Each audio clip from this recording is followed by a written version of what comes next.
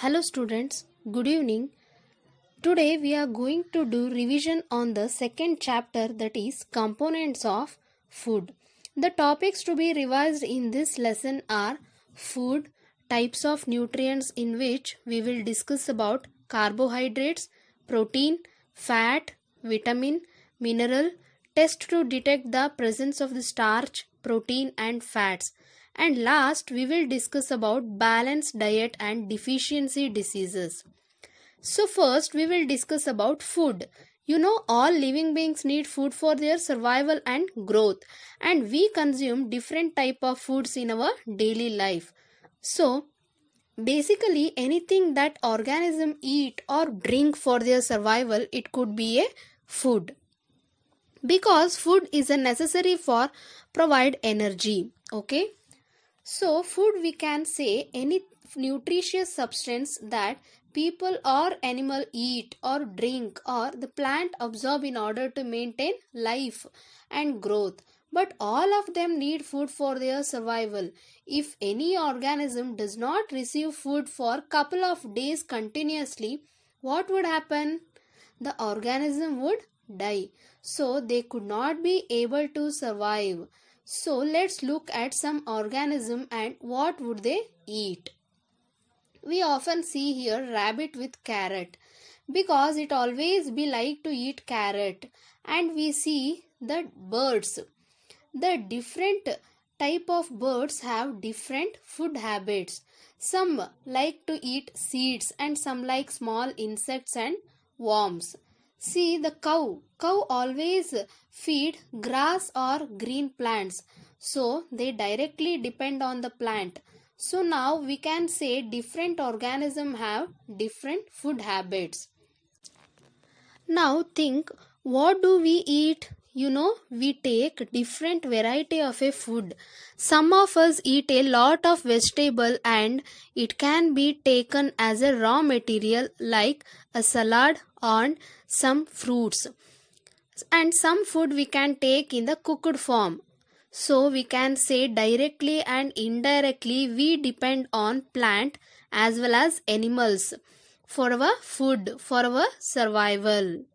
So let's discuss about nutrients. What are nutrients? Food is made up of different components is called nutrients, or we can say a chemical substance in food that helps maintain the body and its function.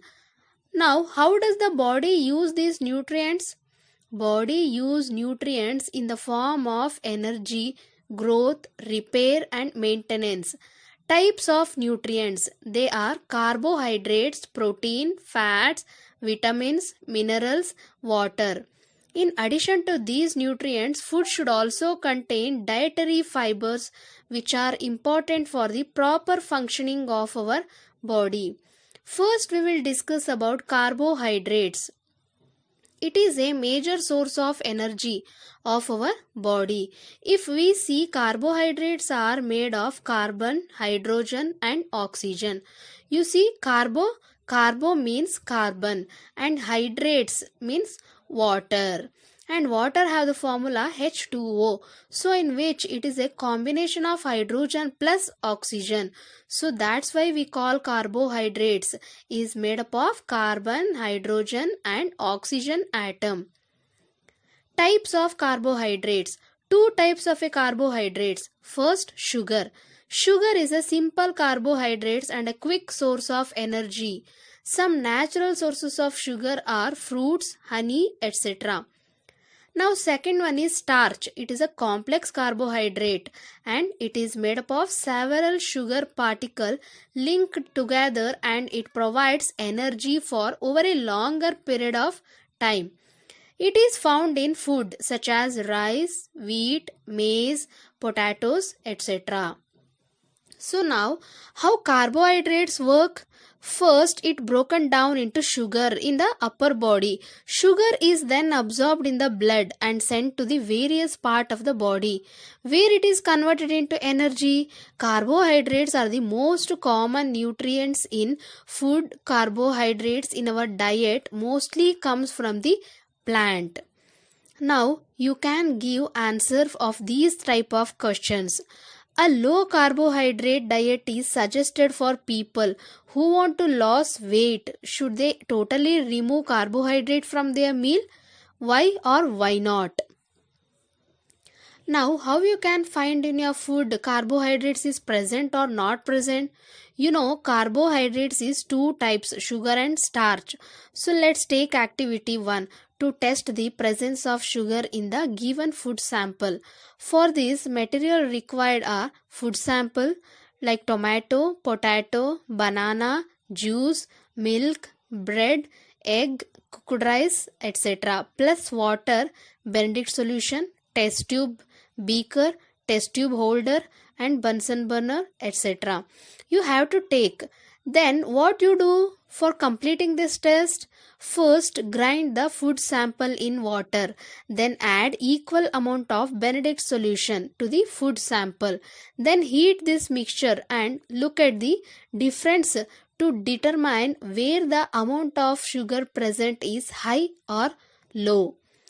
You can see different color in test tube like blue light, green, yellow and red. So what these color is showing and what is the reason behind it? You know, the change of color depend on the amount of sugar present in the food. The food sample with very low sugar change the blue Benedict solution to green and low sugars change it in yellow and medium sugar contains changed to brown and high sugar content changes its color to red. Now take another activity. This is called iodine test and it is used to test for a starch. Required the materials are iodine solution and as food samples and dissolve iodine in potassium iodide. So how to test? First you add iodine solution directly to the food sample. For example, as mentioned in the activity 1. After adding iodine solution to the food sample, you will get dark blue-black color that indicate presence of starch. Now I am going to talk about fats. Fats are another type of nutrients present in the food. The main function of fat is to provide additional energy and keep us warm. Fat form a layer below the skin and prevent heat from escaping the body, so thus keeping us warm. Types of fats. These are the two types of fats. First saturated and second one is unsaturated. Saturated fats are solid at room temperature approximately 25 degrees Celsius and are found mainly in vegetable fats like coconut palm oil and like creamers, condensed milk and in animal fats also like fatty meat, butter, ghee and other dairy products. So now unsaturated fat. This is a liquid at room temperature and are found in fish and oil from olives and nuts or seeds such as a grounded seeds, young mustard and remember consuming too much of fat lead to a condition called obesity. Now take activity to test the presence of fat in the given food sample. What you do here, food samples as mentioned in the previous activity. Water, filter paper and hammer. It should be in a teacher's supervision. Okay. Now what you do, you have to take some amount of liquid food samples and rub it on the filter paper. Now what you see, you will find the appearances of oil stain. Confirm the presence of fat in the food sample. Let's discuss about next nutrient, proteins. Proteins, these are the essential nutrients for the building and repair of the worn out body parts. Proteins come from both plants and animals. How to get proteins? You can get proteins from the main sources like a meat, egg, milk, nut, pulses, bean and cereals, and you can get protein from supplements also. By using supplements you can directly take proteins. Now undertake activity to test the presence of protein in the given food sample. For this, you will take food sample in a test tube, then add valued copper sulfate solution, and in next step you will add sodium hydroxide solution. You will get purple coloring appearance in the food sample solution. Now you can see the change of color of the solution to purple or violet. That confirm the presence of protein in the food sample. We already discussed about carbohydrates, proteins and fats. So these are also called macronutrients because they required in large amount in the diet. Now about vitamins. It's a substance made by plant or animal. It is found in fruits, vegetables and vitamins, supplements. What's the function of it? It always be help to regulate important body function like digestion, absorption and metabolic function. Next, it required for growth and development, and it also help with the overall body function. Now, types of vitamins A, B, E and K are the fat soluble vitamins. Therefore, these vitamins remain stored in the fat deposit of our body for a long time. So they are used when the body requires them. On our other hand, vitamin B complex like vitamin B1, B2 and B12 etc. and vitamin C are water soluble and are not stored in the body. So thus these have to be regularly consumed as a part of one's food. As vitamins are required in a smaller amount, thus it is known as micronutrient. There are the 13 known vitamins which can be classified as fat soluble and water soluble. Apart from vitamins, minerals also required for important function such as regulate body process like building bones and making hormones, regulating heartbeat. The best way to get the minerals your body need is by eating a variety of foods. In some cases, doctor may recommended a mineral supplements. Minerals are also called micronutrients and there are around 16 essential minerals. Minerals such as calcium, phosphorus, potassium, sulfur, chloride, magnesium and these are required in a large quantity. So that's why it is called macro minerals. And minerals like iron, zinc, copper, manganese and cesium, so these are required in a smaller quantity. So this is why it is called micro minerals. Now minerals are found in milk, curd, meat, beans and green leafy vegetables such as Spanish etc. Deficiency diseases. Being healthy. How do you feel when you are healthy? Happy, energetic and enthusiastic. How can you stay healthy? If you eat right, sleep right and exercise. What happens if you don't eat right? Your body won't get the right nutrition. That is called malnutrition. Mal is equal to bad. So malnutrition is equal to bad nutrition. A malnourished person doesn't have enough energy and keeps falling sick all the time. That is why eating healthy food and having a balanced diet is important. Deficiencies. A balanced diet contains the right proportion of carbohydrates, fats, vitamins, minerals. If you don't get the right quantities to your body, then it means you have a deficiency. Deficiency diseases. We call these diseases deficiency diseases. That is because the diseases happens because of a deficiency. Deficiency means having less than what is needed. What did we just learn? A balanced diet helps our body get all the nutrients it needs in the right quantities.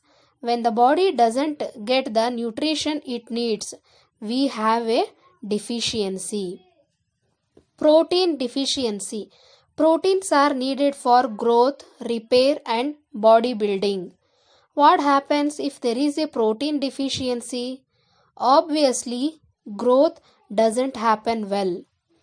A person with a protein deficiency can have stunted growth. A person with a protein deficiency can have swelling of the face. A person with a protein deficiency can have discoloration of hair. A person with a protein deficiency can also have skin diseases or diarrhea. So it's important to take the right amount of proteins in our diet. Carbohydrate deficiency. Carbohydrates are needed for energy. If the person has a carbohydrate and protein deficiency for a long time, what will happen? A person with a protein and carbohydrate deficiency for a long time can have a serious problem. Growth may stop completely. A person can become lean and thin and so weak that he or she may not be able to even move. Vitamin and mineral deficiencies. Our body actually needs minerals and vitamins in small quantities. But even those small quantities are necessary. If the body doesn't get those, we can get various diseases which remain a deficiency. Vitamin A helps to remove eyesight and maintain healthy skin. Vitamin A deficiency can cause night blindness. People find it difficult to see in low light. Vitamin B deficiency. Vitamin B helps generate energy in our body and make red blood cells that carry oxygen. Vitamin B deficiency can cause redness of tongue or roughness of the skin. Vitamin C makes joints, bones, teeth, and germs strong. Vitamin C deficiency can cause scurvy, which makes hands and legs weak. It can also make germs bleed. Vitamin D deficiency. Vitamin D helps our body have strong bones. Vitamin D deficiency can make bones weak. This is called rickets. Calcium deficiency. Bones and teeth are made of calcium. Calcium deficiency can cause weak bones and tooth decay. Iodine deficiency. Iodine helps the thyroid gland work. The thyroid gland is in the neck. It helps our body grow. Iodine deficiency. Not having enough iodine can make the thyroid gland grow abnormally. This is called goiter. Not having enough iodine can also affect brain development in children and cause mental retardation. Iron deficiency. Iron helps to make red blood cells which carry oxygen. Not having enough iron reduces the oxygen that our body parts get. That makes us feel weak. This is called anemia. What did we just learn? It is important to have a balanced diet to avoid deficiency diseases.